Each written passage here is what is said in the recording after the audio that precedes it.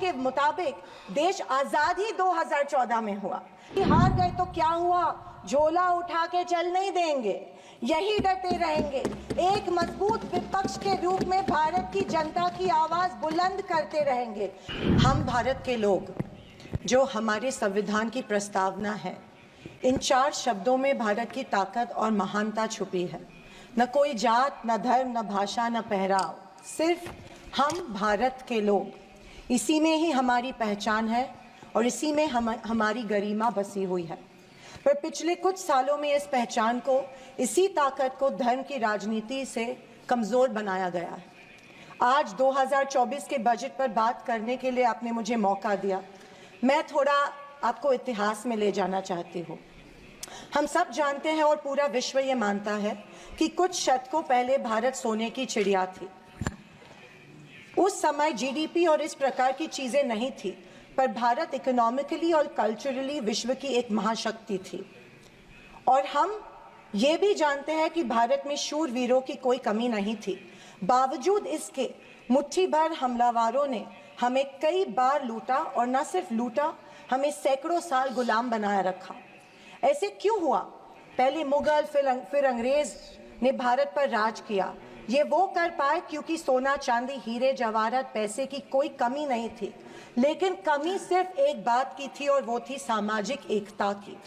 धन, दौलत, ताकत कुछ मुट्ठी भर राजाओं और समाज के ठेकेदारों के पास थी।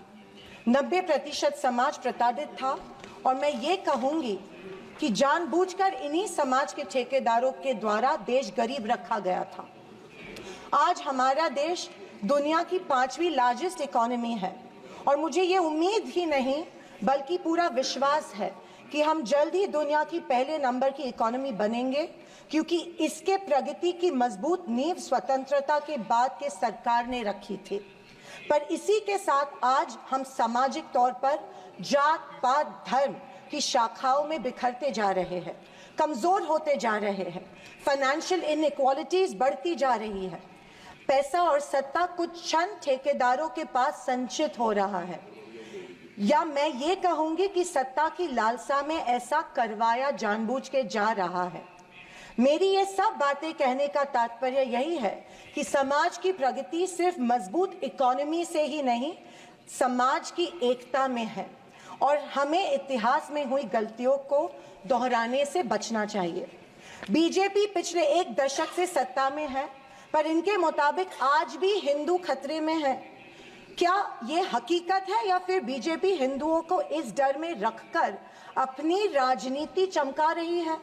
आप बताएं, जो संस्कृति हजारों साल गुलामी के जंजीर में जकड़ी पड़ी है, रहने के बावजूद जिंदा है, जिंदा ही नहीं सारे विश्व में अपना डंका बजा रही है, वो खतरे में कैसे आ सकती है?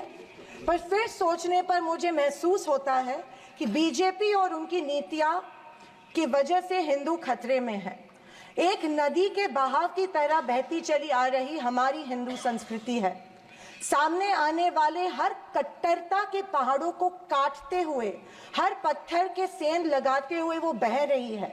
उसके बहाव को ना कोई तलवार काट सकती है, ना ही कोई पहाड़ रोक सकता है। पर आज दुर्भाग्यवश उसी नदी के बहाव रोककर कट्टरता में ढालने की कोशिश की जा रही है, और मैं समझती हूँ कि यही भारतीय संस्कृति के पतन का कारण बन सकता है। अध्यक्ष महोदय, डॉक्टर बाबा साहेब अम्बेडकर ने बनाए गए संविधान के बदौलत पिछड़े और दलित वर्ग को आरक्षण के जरिए समाज में स्थान और सम्मान मिला, पर आज वह आरक्षण भी इनके नजरों में खटक रहा है। इसीलिए सभी सरकारी और निम्न सरकारी कंपनीज का प्राइवेटाइजेशन करके इनडायरेक्टली आरक्षण खत्म करने का षड्यंत्र बीजेपी कर रही है। स्पीकर सर, इनके मुताबिक गए 2014 के पहले कोई भी अच्छा काम देश में नहीं हुआ, और कुछ महानुभावों के मुताबिक देश आजाद ही 2014 में हुआ। खैर, आप कितनी भी कोशिश कीजिए, लेकिन इस सच्चाई को नहीं झटला सकते कि आज जो भारत चांद पर पहुंचा, उसकी नींव इसरो के रूप में पंडित नेहरू जी ने रखी थी। 2014 से बीजेपी अपने झूठे प्रोपेगेंडा से कांग्रेस की लेगेसी को मिटाने की पुरजोर कोशिश कर रही है, पर इनकी लाखों नॉन बायोलॉजिकल कोशिश के बावजूद दुनिया इस देश को नेहरू गांधी का देश ही मानेगी। ये दुनिया की किसी भी कोने में जब जाते हैं तो इनको गांधी जी के प्रतिमा के सामने ही नतमस्तक होना पड़ता है। ऐसी सरकार और ऐसे वित्त मंत्री से हम क्या उम्मीद करें जो प्याज के बढ़ते दाम के सवाल पर कहती है कि दाम बढ़ते हो तो बढ़ने दो, मैं प्याज नहीं खाती। स्कूल कॉलेज के फीस बढ़ते हैं तो बढ़ने दो, हम शिक्षा नहीं भक्त बढ़ाते हैं। पर फिर भी जनता की प्रतिनिधि होने के नाते मेरा दायित्व है कि मैं लोगों के प्रश्न इस सदन में समक्ष पेश करूं। अध्यक्ष महोदय, पंतप्रधान किसान सम्मान योजना के बारे में मैं बोलना चाहती हूँ। पंतप्रधान किसान योजना के माध्यम से किसानों को सालाना 6,000 रुपए दिए जाते हैं। 2,000 रुपए 3 इंस्टॉलमेंट्स में दिए जाते हैं। 2,000 रुपए दिए जाते हैं, लेकिन 18% फर्टिलाइजर्स के साथ पे इनको जीएसटी के माध्यम से देना पड़ता है। एक किसान एक साल में कम से कम 1 लाख के फर्टिलाइजर खरीदता है, तो आप 6,000 रुपए देते हो लेकिन 18,000 उनसे लेते हो। ये किस तरह की नाइंसाफी हुई उस किसान पे? आप मजाक उड़ा रहे हो उस किसान का। 6,000 रुपए देते, 18,000 रुपए जीएसटी के माध्यम से लेते हो। जब यूपीए की सरकार थी तब फर्टिलाइजर्स और औजारों पे से जीएसटी एग्जेम्प्ट की गई थी। मेरी मांग है कि 2,000 रुपए का जो अमाउंट है, जो 6,000 सालाना मिलते हैं, वो बढ़ा के 12,000 किए जाने चाहिए। अध्यक्ष महोदय, किसान सम्मान योजना, मेरे कॉन्स्टिट्यूएंसी में करीबन 50,000 लोग इस योजना से वंचित है क्योंकि इसको अप्रूवल्स नहीं मिल रहे हैं। जब वो मंत्रालय में जाते हैं और पूछते हैं हमारी योजना को अप्रूवल को क्या हुआ, वो कहते हैं कि दिल्ली जाके पूछो, हमें नहीं पता है। तो किसान योजना, किसान सम्मान योजना का इंटेंशन क्या है? या तो किसानों को फंसाया जा रहा है किसान योजना के माध्यम में से। अध्यक्ष महोदय, फसल बीमा योजना, महाराष्ट्र में, पश्चिम महाराष्ट्र में शोलापुर, सांगली, सातारा, कोल्हापुर में उड़द दाल और अरहर की दाल यहाँ पे उगाई जाती है, लेकिन फसल बीमा योजना मिलती है सिर्फ बाजरा, मक्का और सोयाबीन के लिए। आपके माध्यम में से मैं फाइनेंस मिनिस्टर से गुजारिश करती हूँ कि अरहर और उड़द के लिए भी फसल बीमा योजना के फॉर्म एक्सेप्ट किए चुके हैं, भर दिए हैं, लेकिन फसल बीमा योजना मिल नहीं रही है। अध्यक्ष महोदय, पंतप्रधान आवास योजना, आदरणीय फाइनेंस मिनिस्टर जी ने कहा कि एडिशनल 3 करोड़ हाउसेज, घर यहाँ पे इंक्रीज करके इस बजट में दे रहे हैं, लेकिन पंतप्रधान आवास योजना का टारगेट अभी तक महाराष्ट्र को नहीं मिला है, क्योंकि ये योजना जो है गांवठान जमीन पे घर बांधे जाते हैं, लेकिन असलियत ये है कि गांव में गांवठान जमीन है ही नहीं। जब कलेक्टर के पास जाते हैं तो कहा जाता है कि गांवठान जमीन नहीं है, गायरान जमीन ढूंढ के लाओ, हम आपको पीएम आवास योजना देंगे। अभी गांवठान जमीन लाएंगे कहां से? तो आपके माध्यम में से मैं फाइनेंस मिनिस्टर को रिक्वेस्ट करती हूं कि सारे कलेक्टर्स, डिस्ट्रिक्ट कलेक्टर्स को आदेश दे कि जितनी भी गावरान जमीनें हैं गाँव में, उनको गांवठान करके पंतप्रधान आवास योजना लोगों को लागू की जाए और सारे जो पेंडिंग प्रपोजल्स हैं वो एक्सेप्ट किए जाए। और मेरी आपसे ये गुजारिश है कि 1,40,000 रुपए इस योजना के लिए मिलते हैं, ये बहुत टुटपुंजी है, इसके लिए 2,50,000 दिए जाए पंतप्रधान आवास योजना के लिए। अध्यक्ष महोदय, मुद्रा लोन 2014 में प्राइम मिनिस्टर ने बड़ी एम्बिशियसली मुद्रा लोन की घोषणा की थी। कल फाइनेंस मिनिस्टर ने इसकी जो राशि है 10 लाख से लेके 20 लाख की, लेकिन मुद्रा लोन उस पीरियड में उन्हीं लोगों को मिले जिनकी सिफारिशें बीजेपी के कार्यकर्ताओं ने की थी, जबकि सामान्य आदमी जो है, आम आदमी जो है, उसको ये लोन नहीं मिला था। सिर्फ कुछ चंद लोगों को ये लोन दिया गया था। मेरी ये मांग है कि कोरोना के टाइम पे जो लाभार्थी मुद्रा लोन का कर्ज फेर नहीं पाए, उनके लिए जैसे अपने अदानी अंबानी के लिए कर्जा माफ किया है, वैसे इन लाभार्थियों के लिए भी कर्जा माफ किया जाए, तुरंत माफ किया जाए मुद्रा लोन का जो परत फेर करने का कर्जा है। आदरणीय अध्यक्ष महोदय, माइक्रो फाइनेंस और चिट फंड्स जो दिए जाते हैं हमारे सेल्फ हेल्प ग्रुप्स को, बीड़ी कामगारों को, पावर लूम वर्कर्स को दिए जाते हैं, हमारी काफ़ी सारी महिलाओं को दिए जाते हैं, लेकिन ये माइक्रो फाइनेंस और चिट फंड्स पे के ऊपर रेगुलेटरी अथॉरिटी नहीं होती है, इसीलिए ये बेहिसाब इंटरेस्ट इन लोगों से, गरीब लोगों से लेते हैं।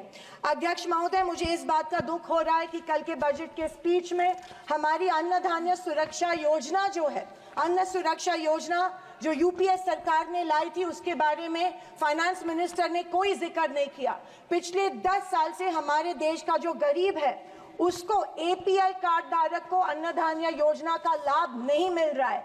10 साल से करोड़ों लोग इस योजना से वंचित रह रहे हैं, भूखे मर रहे हैं, और जैसे शैलजा जी ने कहा था, कुपोषण का प्रमाण जो है हमारे देश में बढ़ रहा है। गरीब लोगों से जानबूझ के एक form, give up subsidy form जानबूझ के भरा जा रहा है, उनको बिना बताए कि अगर ये फॉर्म आप भरेंगे तो आपकी फूड सब्सिडी कट हो जाएंगी। ये जबरदस्ती उनसे ये फॉर्म भरवा रहे हैं ताकि उनको इस योजना, जो कि कांग्रेस की योजना थी, उसका लाभ न मिले, और इसके वजह से ढेर सारे लोग भूखे हमारे देश में मर रहे हैं।